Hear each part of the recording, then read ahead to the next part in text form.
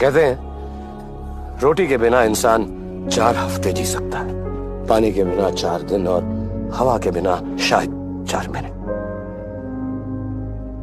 लेकिन उम्मीद के बिना इंसान 4 सेकंड भी नहीं जी सकता। ये 4 बातें हमेशा याद रखना। प्यार उसी से करो जो दिल को अच्छा लगे। आंखों का क्या है, इसे तो आज ये कल वो सब पसंद आता है। जिंदगी में सब छोड़ देना पर मुस्कुराना और उम्मीद करना कभी ना छोड़ें। जब रिश्तों में कड़वाहट आने लगती है तो सामने वाले की सारी बातें गलत और झूठी लगने लगती हैं। किसी के बुरे वक्त हालातों पर हमें नहीं हंसना चाहिए। ये वक्त सबके चेहरे याद रखता है, पलट कर जवाब जरूर मिलेगा। एक टूटे हुए इंसान के पास वो बेहद मिलता है जिसके लिए अक्सर लोग तरस जाते हैं।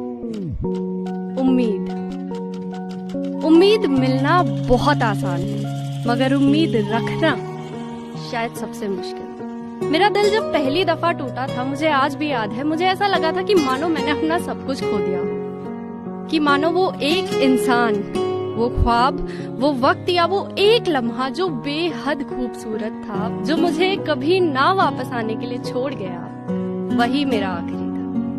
थोड़ा वक्त जरूर लगा मगर उम्मीद मिली मुझे।